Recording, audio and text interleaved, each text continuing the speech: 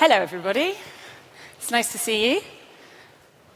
My name is Harriet. I am a founder and a marketer, and I do a lot of work on things like information integrity, information disorder. Thank you so much to all of you for turning up to a talk that sounds really dystopian.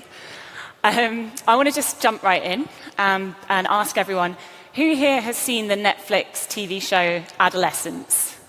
Raise your hand. There's quite a few of you.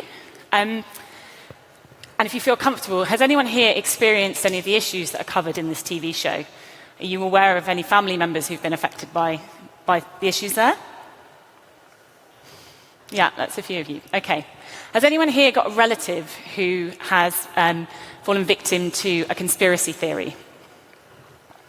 Yeah, that's quite a few of you. None of these phenomena are new.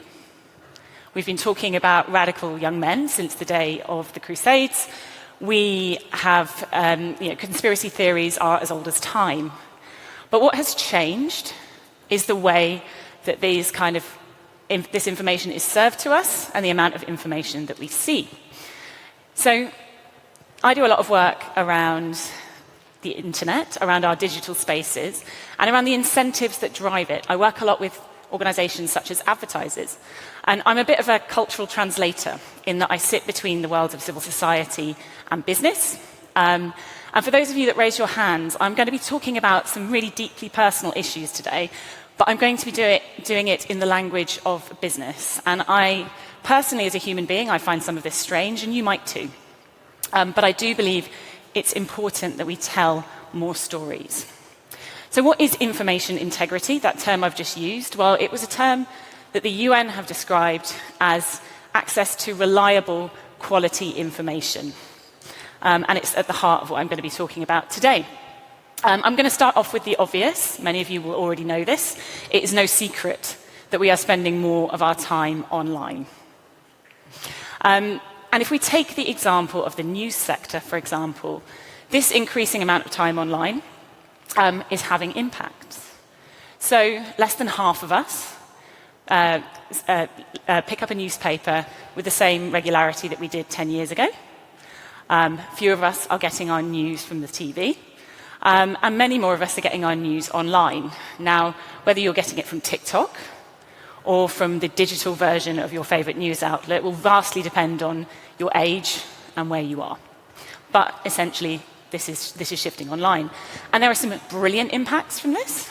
I personally really enjoy getting my news directly from Substack, from my favorite journalists, and seeing the investigations that they create there. But it is also having some less great impacts. There we go. There we go. And where human beings go, advertisers follow. And this has really shaped the advertising landscape over the last 10 to 15 years. It used to be that advertisers would buy space to appeal to us in physical spaces where they knew that we were. So they might buy billboards that we would go past on our commute to work. They might place adverts in newspapers that they knew we would read. And this is called kind of contextual targeting. Supply chains are very short. Advertisers would often have personal relationships with media companies, with the owners of billboards, and they would buy direct. Easy to understand, easy to track.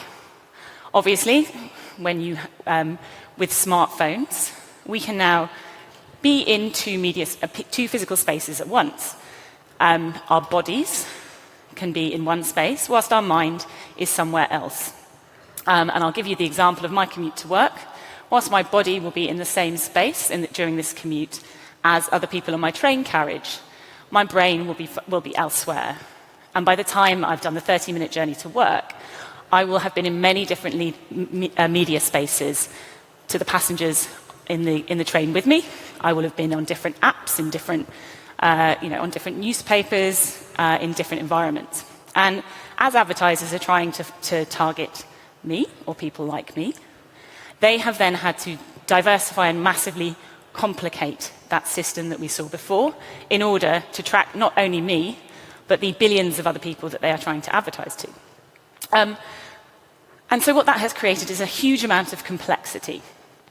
I'm telling a complicated story in an attempted simple way, but if you can imagine, advertisers are harvesting huge amounts of data in order to try and understand how to target their advertising. We have numbers of technology companies who claim to be able to process this data, who host online auctions to make sure that the advertising appears in the right place on your social media feeds. This is vast, it's complex, and it's hugely opaque. So if you try to unpack this system, it gets very complicated very quickly. And it also means that our online spaces, the apps that we use, the platforms that we look at, all of these things are competing for our attention. And so they have developed ways to maintain our attention. And that in itself is hugely problematic. There is huge amounts of addictive technology that is allegedly used. There is a lot of investment in things like recommendation algorithms to keep us scrolling for as long as possible on never-ending news feeds.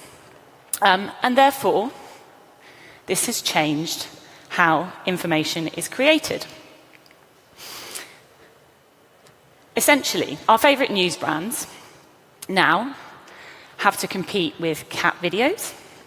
They have to compete with podcasters and celebrities for our attention. And Advertising Insights organization WARC reckons that any piece of content has got under 2 seconds in order to grab our attention, in order to make us click and interact with it. And that is changing the way that news is presented. It is leading to things like more sensational content, because sensational content means that we interact with it more. Doesn't matter whether it's positive or negative, keeps us online more. We're talking about clickbaity headlines. And all of these things, including the proliferation of lies, of polemic content online, is meaning that we are really not trusting these online information spaces. So there is falling trust in media. The information we see in these online spaces is much less trusted than the information we see within traditional media. So that's a 55% gap in Germany between how much people trust information online versus on the television. And this is causing big problems. Essentially, we are at a space where the incentives for the production of information have been completely rewired by this new system. Investigative journalism is competing with cat videos, with incel content, with celebrities for our attention online. It used to be that media outlets would invest in quality in order to attract readers and attract advertisers. Now, in this online space, they have to invest in attention grabbing, and therefore attention and not quality has become the currency driving the production and distribution of information. So my friend Amelie reviewed my talk description, and in it I talked about information pollution, and she said you're going to have to describe that. You're going to have to unpack that. So what I want you to know is information pollution is basically shit information. Easy to understand. And we are increasing the incentives for the production of shit, and we are decreasing the incentives for the production of quality content. Let me unpack that for you a little bit. There are winners in this situation, where you have a lot of money. So the advertising ecosystem is worth about $1 trillion per year. That's a lot of money. Where you've got a lot of money and a lot of opacity, well, you're going to get fraudsters, you're going to get grifters, you're going to get people who exploit that information, that situation for their own gain. And who here went to the talk on Shrimp Jesus earlier on? Yeah, that's a few of you. Brilliant. I think he did a great job of unpacking the phenomenon that is Shrimp Jesus. Well, let me explain to you the economics behind Shrimp Jesus. A couple of years ago, Facebook changed its recommendation algorithm. Previously, we don't know this because it's a black box, but previously it seemed that the salacious content that I talked about was being prioritized. And in fact, people were leaving Facebook for other platforms. So Facebook said, right, what we're going to do is we're going to change our recommendation algorithms. We're going to have more positive content on there. Sounds like a great idea, doesn't it? Well, fraudsters are really clever. And so what has happened is, as well as producing the salacious and negative content for some platforms, they're now producing positive AI-generated shit content for Facebook. Shrimp Jesus is a fantastic, he's really beautiful. He is a fantastic manifestation of that. The idea is exactly the same as if it was negative content. The idea is basically that your attention is grabbed on these news feeds, you click through to these sites, they serve you lots of ads, and in this situation, Meta doesn't take a cut of the ads the ad revenue that you are seeing. That site gets all of it, and it's to make money. And a few years ago, an organization called NewsGuard worked with Comscore to work out what's the size of this economy. How much money are these fraudsters making, the creators of lies and extremism? And they estimated it at around $2.6 billion per year. And that didn't cover all the platforms. So this is extremely lucrative, this kind of content production. This organization also looked at the number of AI-generated news sites out there, and it's growing exponentially. At the moment, it sits at around just over 1,000. However, these things are growing. And for those of you that are up with current affairs, some of these AI-generated news sites are harmless. Some of them contain vast amounts of misogyny. But one of the pieces of content that sparked the recent riots in the UK was from one of these AI-generated news sites. So they are also hugely problematic.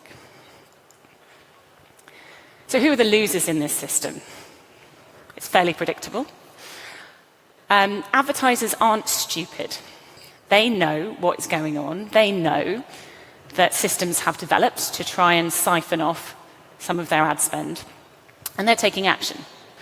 The issue is that some of the ways that they're taking action are less than effective. So they've employed technologies, they call them brand safety technologies, which pass the internet, pass our digital platforms, and look for content which is brand safe, which the brands would want to appear next to. They've also got technology called block lists, which is essentially big keyword lists that brands wouldn't want to appear next to, which makes sense. If you're a holiday brand, if you make airplane parts, you don't want your advertising to appear next to the word crash. Makes sense. Less good when you add words like lesbian to your block list, ostensibly to try and avoid pornography. Because what this means is that news struggles to gain advertising revenue because it is deemed political or because it covers difficult issues.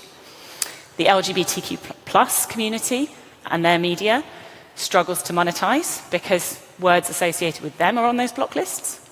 And also political subjects are demonetized. So the organization I used to work for, Media Bounty, ran a survey with Czech a few years ago, and we discovered that 70% of the most shared, safe climate content was unmonetizable through advertising because so many advertisers were blocking climate content. And so this is all disincentivizing the production of news, disincentivizing the production of content for diverse communities, disincentivizing the amount of investigations we have, quality content we have on important issues like climate change. And I was trying to think of an analogy for this. And the best one I could think of was around healthy eating. So I have a 9-year-old niece, and she loves chocolate. And she reliably informed me quite recently that when she lives on her own, she's going to eat Jaffa cakes every day for breakfast. Now, I'm not saying I don't believe her. She may well do that. But most of us don't choose to do things like this. We know that if we eat Jaffa cakes for breakfast every day, likely we're going to run into health problems. And so we diversify our eating. We try and make sure that we've got fruit and vegetables, whether we like them or not. But obviously, it's easier to do that, and regulators have helped us to do that by doing things like reducing the amount of sugar and salt in food, restricting advertising around high-fat sugar and salt products. But the same is not happening in terms of our media diet. So we are being fed more and more and more of the equivalent of sugary donuts and Jaffa cakes every day. And in my opinion, this is having catastrophic effects on society. So this is a statement from Amnesty International. For those of you that don't know, Meta is currently embroiled in a legal battle with the Rohingya people of Myanmar because they are accused of essentially incubating hateful content, essentially kind of not moderating that content, not making sure that content did not get funneled through their algorithms, and creating echo chambers, which the case states has contributed to genocide. For those of you that saw Adolescents, we're aware that the proliferation of incel content online and the manosphere, influencers like Andrew Tate, for example, is radicalizing young men and leading to issues in misogyny from societies to the UK, to Germany, to Kenya. Not only that, but we see the mental health of young people in decline. And it is alleged, again, that relates to their internet usage. That relates to the information they're seeing online. And the situation has got so bad that the UN have stepped in. So UN Secretary General Antonio Guterres links the misuse of digital platforms to conflicts, democracy, human rights, public health, and climate change. If the UN say it's bad, it's probably bad. And if you want a simpler version, British journalist Carol Cadwallader talks about information collapse powered by AI. So, I think I've probably depressed you enough. So you'd think, in all of this situation, that this would work for advertisers. You'd think that there would be some winners here, right? But in fact, this situation doesn't work for advertisers either. So I think I'm probably standing in front of it, but do you see this on the right here? What you're looking at is an advert for Vinted. So the platform that looks at encouraging the circular economy, creates a market for second-hand clothes, markets itself on being sustainable. And that advert is appearing next to something on Sky News Australia which says, "Climate alarmists invent a gloomy imaginary future when advocating for change." Pretty at odds with the messaging in their advertising there. And consumers, we are not stupid either. When we see an advert like this, on content like this, we immediately lose trust in that brand. And what it means in business terms is that it renders this advertising less effective. And advertising is extremely expensive to produce and to distribute. And so this is a problem for advertisers. It's also a problem for the business community more broadly. Companies who produce cocoa, champagne, chocolate, all of them have a vested interest in us actually sorting out the climate crisis because their crops are failing, because they're being forced to buy land in places that they hadn't before, because they're having to retrain farmers who are struggling with droughts. All of these are expensive. And in our more polarized society, where civil unrest is likely and more likely, this depresses GDP. So as well as being bad for us, it is also bad for business. And again, we work with lots of advertisers, and lots of them would like to fix this problem. They see it as a big one, but they're held back by a number of things. So first of all, the opacity of this incredibly complicated system means that it's very difficult for them to get a hold of. These trousers are for a UK brand called Marks and Spencer's. Anyone know Marks and Spencer's? Yes, okay. Legend has it that British women, like 80% of British women are wearing a Marks and Spencer's item at any one time. But they're really famous in the sustainability community because many years ago they actually got to grips with all their supply chains and they worked out how they could reduce waste in them, how they could make them more sustainable. For these trousers, they will know where the cotton was grown, who grew it, what warehouses it was manufactured in, where the dyes came from, what hazardous chemicals were in them. The stores that sell these trousers have sustainability plans, people are trained. Supply chain management and sustainability.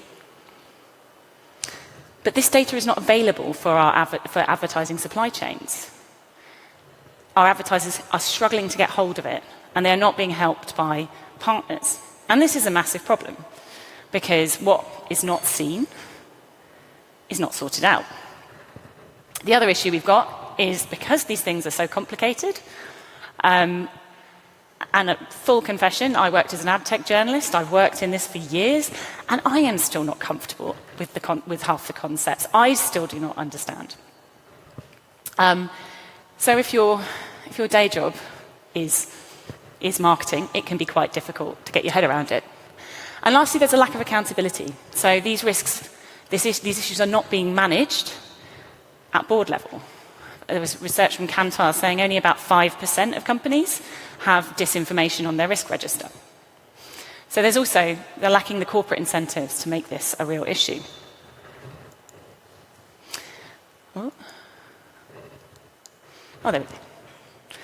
So, weirdly, we are in a space where, when it comes to information integrity, human rights campaigners and corporations actually want the same thing, which is to sort out this situation. And forgive me for talking in the language of business about stuff which is really personal and really chilling, but I think there is a real opportunity to tell stories that work for everybody so that we can get everyone behind these problems. So if I was going to summarize, I would suggest that our brains are being hacked for advertising revenue. So we need to rewire our information ecosystems in order to win them back. And I have a 3-point plan for you. I told you I wouldn't depress you too much. This is going to change, okay? So I believe that access to quality information is vital to democracy, human rights, and society. And that we need, in order to rewire these incentives for all of this, we need to protect information integrity, and that protection needs to come from all of us in this room and beyond. So the first point in my 3-point plan is to think about healthy incentives. Now, I mentioned that the UN were concerned about this issue. The UN are pretty pragmatic. And they have created something called the Global Principles for Information Integrity. And that is a 5-point plan for rewiring the incentives around our information ecosystems so they respect human rights. And those 5 points are investing in societal trust and resilience, investing in citizens, investing in healthy incentives, which is essentially what this talk is about, public empowerment, so that people have control over how their data is used, so that people understand and can critically analyze information, investment in an independent, free and pluralistic media, and accountability through transparency and research. And Charlotte Scadden, who is one of the brains behind this, talks about this, meaning that we can trust the information ecosystems that we can, and the information we consume, that this will lead to more empowered people, and also, by proxy, that people will trust brands more. For those of you that aren't advertising people, I will unpick this, but essentially this is also good for business. So December 19 are members of the Conscious Advertising Network. They are ethical media company and agency. And essentially, when you insert this kind of thinking into the way that advertising is bought and sold, into the advice that these agencies give to clients, you actually get a return on investment. what Sam is saying is actually when they curate the spaces where they want their brands to appear, their advertising is more effective. They sell more stuff and people think better of those brands. The second thing is transparency. So this is absolutely pivotal. As I said, these supply chains are complicated. Each one of us has a completely unique media diet. But there are ways of ensuring that advertisers can get hold of the data they need to map and manage these supply chains. So a woman versus clicker. There we go. And we have, we work a lot with big global brands. This one is huge. You will all know them. You will all use their products. And they actually decided that they were going to hack the system. They were going to really get a sense of where their advertising was appearing. And what they did is they mapped everywhere their advertising was going, and they audited the websites. And they realized that they were appearing on some great stuff, and they were appearing on some shit. And so what they did is they reduced the amount of places that their advertising showed up, which meant that they were reducing the risks, that they were funding incel content, that they were funding, some really dark stuff. And they also looked at investment. So they looked at making sure that they were investing in safe kind of climate content, in media from diverse communities. And guess what? Their sales went up. Their carbon went down. And they were reaching more people than ever before. So thinking like this has business benefits as well. And what I want to wrap up with is the third point on my 3-point plan. I've got 3 minutes left, so I'll be quick. Is that we need more of these unusual alliances, and we need them because this is a massive problem to crack, and we need as many voices as possible, as many people as possible, as many organizations as possible leaning into the solutions. And we need this because, I'll give you an example, Meta is currently subject to a class action lawsuit.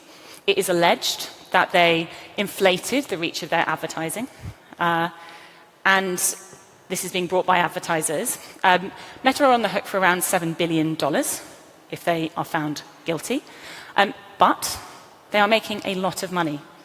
So just in 9 months, in 2024, they made $116 billion. So even advertisers themselves, when they're taking on this power, there's a huge imbalance. So we need everyone to be thinking about it. And what I will say is this has worked in the past. We know that many of the platforms are revisiting their child protection policies based on legislation going through, based on things like the backlash from adolescents. And this is an example of Google, who a few years ago did introduce policies around the monetization of climate denial. So you shouldn't be able to see adverts next to climate denial on the open web where ads are provided by Google or on Google platforms anymore. And this was because both advertisers and civil society came together to ask them to make that change. So that is my 3-point plan. Thank you for listening to me. We need to rewire the incentive structures for the production and distribution of information, of online information. We need transparency around where advertising is going and who and what it's funding. And 3, we need to come together to tell stories that bring us all together around how to solve these problems. And thank you very much for listening.